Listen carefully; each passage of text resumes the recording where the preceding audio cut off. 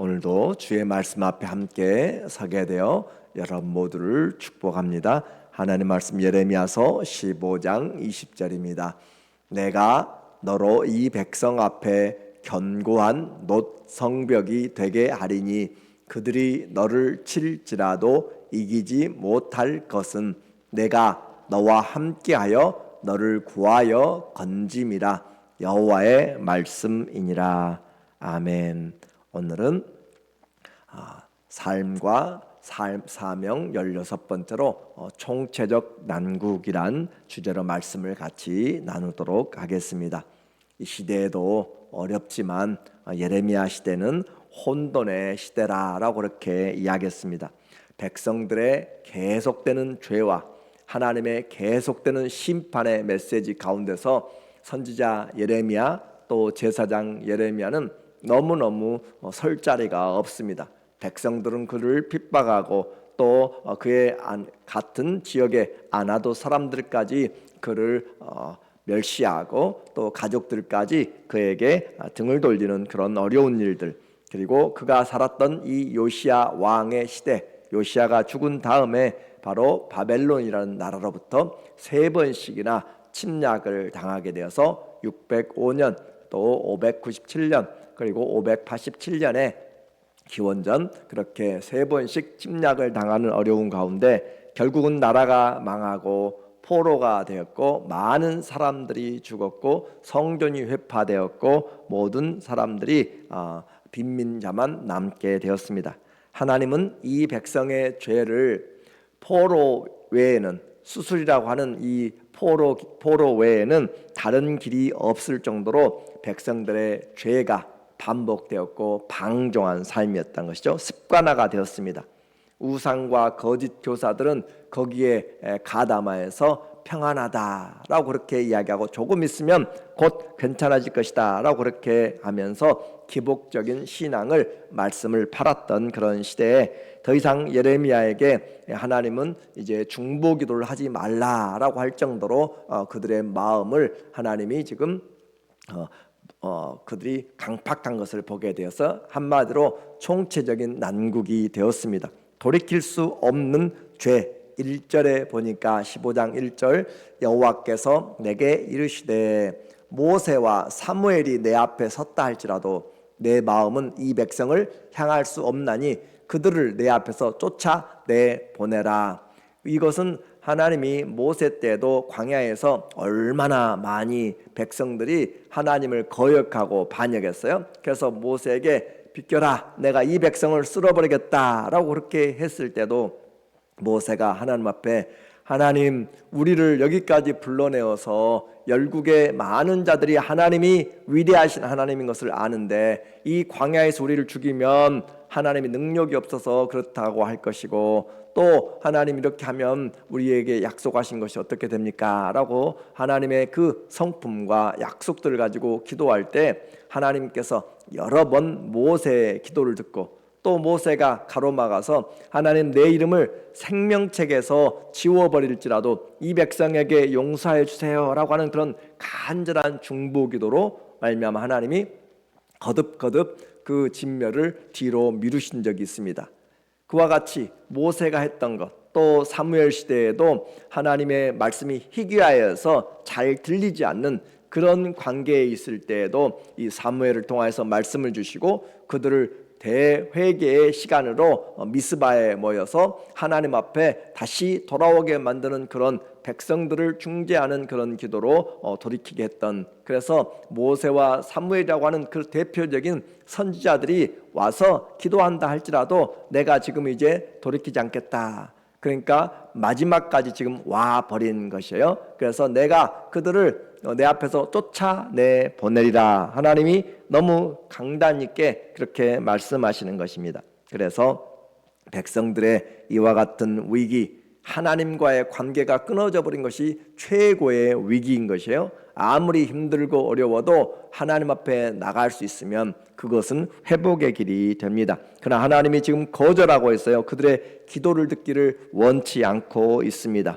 그래서 이 사람들에게 죄는 이제 심판 외에는 답이 없게 되었습니다. 2절 그들이 만일 내게 말하기를 우리가 어디로 나아가리요 하거든 너는 그들에게 이르기를 여호와께서 이와 같이 말씀하시니라. 자, 선지자의 계속적인 특징이라고 했어요. 여호와의 말씀이다 라고 했습니다. 그래서 죽을 자는 죽음으로 나가고 칼을 받을 자는 칼로 나가고 기근을 당할 자는 기근으로 나가고 포로될 자는 포로됨으로 나갈지니라 하셨다 하라. 그들이 어떻게 어디로 갈까라고 생각할 때 하나님은 그들을 지금 이미 다 흩으셔서 나누셔서 죽을 자는 죽고 전쟁에서 죽을 자, 기근에 죽을 자, 포로 갈 자, 남을 자 전부 다 그들에게 하나님께서 정해 줬다라고 하는 거죠. 그렇게 했고 그래서 이 백성에게 심판 외에 아무것도 남아있지 않습니다. 백성의 죄는 한순간에 되어진 것이 아니라 지속적으로 쌓아져 왔고 또 조상들로부터 왕에서부터 또 백성들까지 전부 다 죄로 그렇게 얼룩져 있는 상황이에요. 3절에 보면 여호와의 말씀이니라.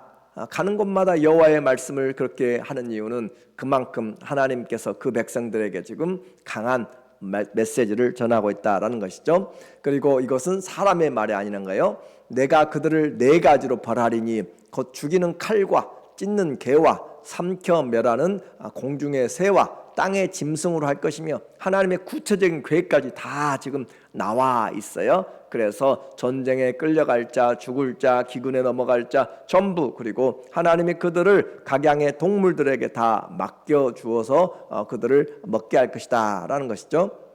유다 왕 히스기야의 아들 므낫세가 예루살렘에 행한 것으로 말미암아 내가 그들을 세계 여러 민족 가운데로 흩으리라. 이 므낫세 이스라엘 남쪽의 유다에서 또 북쪽 이스라엘까지 다 합쳐서도 가장 오랫동안 55년의 통치 기간 동안 가장 악한 일을 행하여서 이방 나라들의 왕보다 더 악한 일을 해서 자기 아들들을 불에 보내서 그렇게 번제로 드리고 했던 가장 악한 그래서 그 므낫세의 일로 말미암아 하나님 앞에 그들은 망하게 됩니다.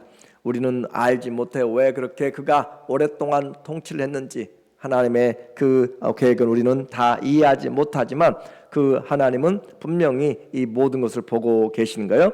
그래서 이 므낫세는 온 유다의 우상들로 가득 채워버린 그런 사람들, 히스기야가 없앴던 산당들을 다시 다 세우고 없애버렸던 우상들을 다시 세우면서 참 이스라엘이 망하는, 유다가 망하는데 1등 반역자, 1등 주범이 돼버린 이 므낫세입니다. 이런 일이 하나님 앞에 기록되었다면 그의 인생은 차라리 유다처럼 나아지 않은 것보다 못했다라는 것이죠. 우리는 하나님 앞에 어떤 흔적을 가지고 신앙의 결과를 가지고 갈 것인지 우리가 씨를 뿌리는 대로 거두게 됩니다.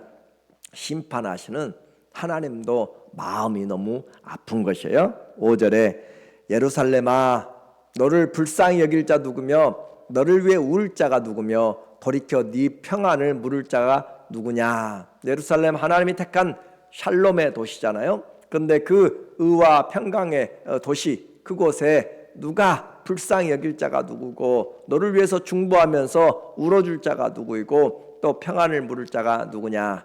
나중에 느헤미야가 이와 같은 일을 하게 되죠. 예루살렘에 그 동생 하나냐가 갔다 와서 그가 그에게 묻습니다. 예루살렘의 형편이 어떠하더냐라고 했더니 이미 그 예루살렘이 회파된 지가 한 150년 정도가 지난 그 뒤에 들려오는 이야기로 그 성 그 주민들은 큰 환난을 당해서 다 흩어졌고 또 곤란을 당하고 성은 다 불탔고 그렇게 잿더미 가운데 그 모든 모래 가운데서 그렇게 남겨져 있다라고 하는 그런 소식을 듣고 느헤미야는 울면서 수일 동안 슬퍼하면서 금식하면서 기도하고 있잖아요.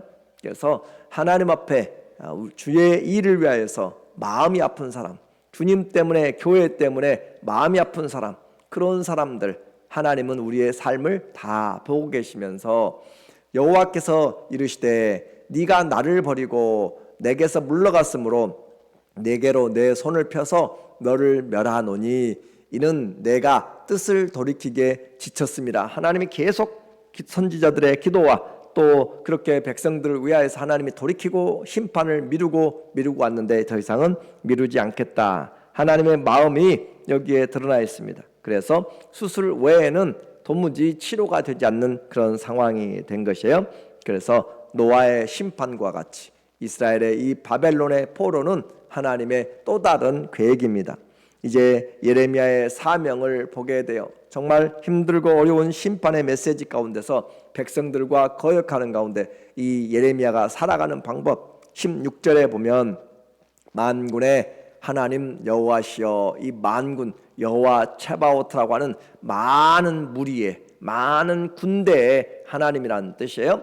그 이스라엘 정말 다른 사람들을 보기에 이미 북쪽 이스라엘 멸망했고 얼마 남지 않은, 그런데 하나님은 만군의 여호와라. 뭐가 맞지 않아요? 하나님 만군의 여호와면 그 밑에 휘하되는, 그 밑에 다스리는 백성들이 어마어마하게 많아야 그래야 만군의 여호와라 부르심을 입을 것인데, 그들의 눈으로 보기에는 이 보잘것없는 유다 멸망해하고 꺼져가는 그런 등불 같은 그런 유다를 향하여서 하나님은 선지자들이 계속 만군의 여호와라는 단어들을 많이 쓰고 있습니다. 그래서 땅에서는 사람들이 그렇게 하나님의 언약을 맺은 자들이 배반하고 약해지고 그럴지라도 하나님은 온 우주에, 온 전체의 천지의 주관자시기 때문에 하나님이 바로 그 하늘의 호스트라는 것이에요. 하나님이 주재자, 하나님이 주인이라는 것이죠. 그래서 하나님은 여전히 열방을 통치하시고 우주를 주관하시는 만군의 하나님, 그렇게 이야기합니다. 혹시 우리가 연약해지고 힘들 때도 우리 하나님은 바로 이렇게 만군의 하나님이다 라는 것이고, 하나님이 우리와 함께 하신다는 사실이 바로 그분의 이름에서 나타내고 있는 거예요. 그 만군의 하나님 여호와시여, 나는 주의 이름으로 일컬음을 받는 자라.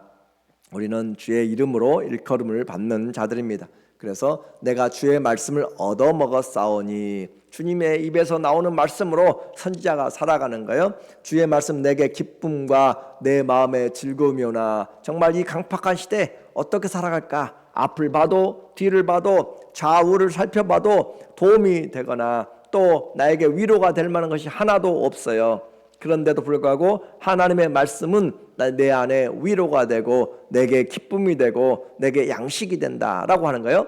성도는 믿음으로 살아가고 성도는 주의 말씀으로 삽니다. 떡으로만 사는 것이 아니라 주의 입에서 나오는 모든 말씀으로 살아가는 저와 여러분이 되기를 원합니다. 그래서 주의 말씀이 우리 가운데 와서 기쁨인데, 우리의 영적으로 힘들어도 하나님 앞에 그렇게 기쁨인데 세상 현실은 전혀 다르잖아요. 그 현실을 보면 17절에 내가 기뻐하는 자의 모임 가운데 앉지 아니하며 즐거워하지도 아니하고, 그 하나님이 이 예레미야의 모든 것을 다 지금 통제하고 있습니다. 그래서 예레미야는 가서 친구들과 또 술을 마시면서 또 친구들과 놀면서 그들의 문화와 세상의 풍조에 마음껏 그렇게 하지도 못하고 나중에 그 결혼도 하지 못하도록 하나님이 다 막아버려요. 그래서 내가 기뻐하는 자의 모임에 앉지 않고 즐거워하지도 아니하고 하나님의 말씀만 따라서 살아가는데 주의 손에 붙들려 홀로 앉았사오니, 외로움이죠. 하나님의 말씀에 붙잡혀 살아간다는 것 정말 쉬운 일이 아닙니다. 바울도 하나님의 말씀에 붙잡혀 살아갔어요. 세상의 즐거움을 취하고 하나님의 말씀 붙잡혀서 살아갈 수는 없습니다. 하나님의 말씀에 붙잡혀 살면 누군가가 하나님의 말씀이 주인이 되든지 아니면 세상의 주인이 되든지 무언가 우리에게는 분명한 차이가 있게 되는 거예요. 그래서 주의 손에 붙들려 홀로 앉았사오니, 외롭고 힘든 사명의 길입니다. 외롭고 힘든 성도의 길이 될 수가 있어요. 그런데 주님 앞에서 우리는 말씀으로 위로하시고 하나님 우리에게 기쁨을 주시고 그렇게 우리를 보호하신다라고 이야기했어요. 그래서 이는 주께서 분노로 내게 채우셨음이니라. 하나님의 심판의 메시지를 계속 전하시면서 그에게 삶의 현장은 너무 혹독한 반대자들이 있다라고 하는 것이고 대적자들의 위협이 있다라고 하는 거죠. 성도의 거룩, 성도의 사명은 결코 쉽지 않게 이루어집니다. 내 뜻대로가 아니라 주님의 뜻대로 사는 것에 우리가 마음을 쓰지 않으면 우리는 결코 이와 같이 믿음의 길을 가기가 힘들어요. 하나님의 사람, 성도는 내 마음대로 사는 것이 아니라 주님의 부르심에 합당하게 살아야 한다. 그렇죠? 합당하게. 무게에 맞게라고 그렇게 했어요. 같은 무게로 하나님이 우리를 성도로 불렀으니까, 거룩한 자들로 불렀으니까 거룩함에 합당하게 같은 무게로 살아야 된다. 이제 하나님의 약속을 다시 해줍니다. 정말 예레미야가 힘들고 어려워요. 하나님만으로는 살아갈 수가 없는 것 같아요. 그럴 때 하나님이 다시 힘을 주십니다. 19절에 보니까 여호와께서 이와 같이 말씀하시되 네가 만일 돌아오면 내가 너를 다시 이끌어 내 앞에 세울 것이며 네가 만일 헛된 것을 버리고 귀한 것을 말한다면 너는 나의 입이 될 것이라. 이 예레미야가 뭔가 뭐를 좀 방황하는 그런 시간들을 가졌는 것 같아요. 그래서 하나님 앞에 그렇게 갈등하고 힘들어할 때 하나님이 그에게 주신 말씀이에요. 그래서 네가 돌아오면 내가 너를 이끌어서 내 앞에 세울 것이고 헛된 것을 버리고 세상의 헛된 것을 버리고 귀한 것을 말한다면 너는 나의 입이 될 것이라. 하나님의 대언자, 하나님의 대변자가 되는 것이죠. 그들은 네게로 돌아오려니와 너는 그들에게로 돌아가지 말지니라. 그러니까 예레미야를 향하여서 너 백성들에게 가서 동화되지 말라, 세상으로 동화되지 말라 이 말이에요. 오히려 백성들이 교회로 와야 되는 것이고 백성들이 세상이 하나님께로 와야지 내가 세상의 죄악 가운데 가면 안 된다라고 그렇게 구별을 이야기하십니다. 하소연하는 예레미야를 향하여서 하나님은 결코 그들과 삶을 멍에를 같이 섞지 말라, 그런 시시한 말, 천박한 말 하지 말고 내 말을 전하라 라는 것이죠. 너는 절대 힘들다고, 사명이 힘들다고 포기하지 말라. 성도의 길 쉽지 않다고 포기하지 말라 그 말이에요. 돌아가면 안 되고 그들이 돌아와야 되고 우리가 승리해야 되는 것이죠. 너는 나의 입이 되고 대변자이기 때문이다 라는 거죠. 성도는 세상이 죄와 허망한 길을 가더라도 그들과 어깨동무하면 안 됩니다. 또한 거기에서 나오는 진수성찬을 먹더라도 우리는 그곳에 같이 참여하면 안 됩니다. 악인의 꾀를 좇지 말고 죄인의 길에 서지 말고 오만한 자의 자리에 앉지 말라. 이것이 복 있는 자의 삶입니다. 그래서 주의 말씀은 어떤 사람들이 우리를 대적한다고 해도 이제 너는 두려워하지 말라. 20절 내가 너로 이 백성 앞에 견고한 노성벽이 되게 하리니. 백성들이 그들과 함께 하지 않는 선지자 좋아하지 않겠죠. 그런데 하나님이 그들에게 이 예레미야를 하나님이 노성벽이, 아주 철옹성 같은 성벽이 되게 하겠다, 아무도 너를 넘어뜨리지 못하게 하겠다라고 약속하는 거예요. 그들이 너를 칠지라도 이기지 못할 것은 내가 너와 함께하여 너를 구하여 건짐이라. 여호와의 말씀이니라. 자, 하나님이 함께 하신다. 우리에게 항상 하나님이 두려워하지 말라라고 한다면은 내가 너의 하나님이다, 내가 너를 도와주리라, 내가 너와 함께한다라고 하는 그 단어가 항상 따라가고 있습니다. 그래서 하나님이 우리를 두려워하지 말라라고 할 때는 주님이 책임진다라고 하는 거죠. 오늘도 우리에게 두려움이 있고 어려움이 있을 때 내가 너와 함께한다, 내가 너를 구하여 건져내시는 하나님이, 구원의 하나님, 함께 하시는 하나님이 약속이 있기 때문에 오늘도 우리는 이겨낼 수가 있습니다. 우리는 말씀을 이기는 사람은 없어요. 모두가 다 말씀 앞에 무릎을 꿇게 되어 있습니다. 어떤 존재도 말씀을 이길 수 없습니다. 하나님의 말씀 한 번 나가면 헛되이 돌아오지 않고 반드시 열매를 맺는다라고 그렇게 이야기했습니다. 왜냐하면 그 말씀이 생명이고 그 말씀이 능력이기 때문에 그렇습니다.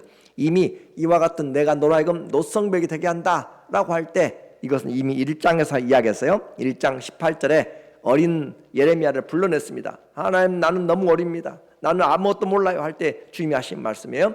보라, 내가 오늘 너를 그 온 땅과 유다 왕들과 그 지도자들과 그 제사장들과 그 땅 백성 앞에 견고한 성읍 쇠기둥 노성벽이 되게 하였은즉. 하나님이 그를 부하시되, 이것은 영적 있는 하나님의 은혜를 이야기합니다. 예레미야 키가 막 10척이나 되고 그렇게 되는 것이 아니에요. 그러나 하나님이 그와 함께함으로 넉넉히 이겨낼 수 있다라고 하는 것이죠. 그래서 견고한 성읍 쇠기둥 노성벽이 되게 하였은즉 그들이 너를 치나 너를 이기지 못하리니 이는 내가 너와 함께하여 너를 구원할 것임이라. 똑같은 말을 지금 이미 1장에서 했어요. 그리고 삶에 나가서 사는데 삶이 힘들어요, 지쳐요. 그럴 때 똑같이 지금 15장에서 다시 한번 해주고 있어요. 자, 성도는 무엇으로 사는가? 말씀으로 사는 거예요. 그렇게 해서 21절에 오늘 본문 다시 와서 15장 21절에 이 말씀을 다시 받아내는 거잖아요. 내가 너를 악한 자의 손에서 건지며 무서운 자의 손에서 구원하리라. 오늘도 우리가 이 자리에 있는 것은 하나님의 약속이 다시 우리의 마음에 불붙듯이 일어나서 주의 말씀을 얻어먹고 그 말씀으로 일어나고 그 말씀이 내게 기쁨이 되어서 살아갈 수가 있습니다. 총체적인 난국, 오늘 이 시대도 분별할 수 없는 혼탁한 자리입니다. 진리를 찾는 자보다는 자신의 쾌락과 또 이익을 찾는 시대입니다. 하나님의 말씀은 더 이상 중요하지 않게 여기는 이 시대에 설교는 들으려 하지 않는 이 세대라 할지라도 성도는 말씀을 버리면 안 됩니다. 세상에 물들어서 함께 가면 안 됩니다. 주님의 말씀을 먹고 주님이 주신 길을 갈 때 우리는 승리할 수가 있습니다. 왜냐하면 내가 너와 함께 함이라. 내가 너를 건져내리라. 나는 너의 하나님이 됨이라. 이것이 믿음입니다. 이런 믿음으로, 복음으로, 이런 기도로, 이런 성령으로 충만하여 승리하는, 난국을 이겨내는 그런 하나님의 자녀들 되시기를 예수님의 이름으로 간절히 축원합니다. 아멘. 기도합니다. 하나님 아버지, 오늘 우리에게 시대가 어려워도 하나님의 자녀는 믿음으로 살고 말씀으로 사는 것을 다시 한번 확인시켜서 세상 가운데 노성벽이 되게 하시고 견고한 성 쇠기둥같이 하나님 지켜주셔서 여호와를 경외하는 자들에게 여호와의 사자들이 둘러진치고 지켜주실 것을 믿습니다. 함께하여 주시고 날마다 이김을 주시는 예수님의 이름으로 감사하며 기도합니다. 아멘.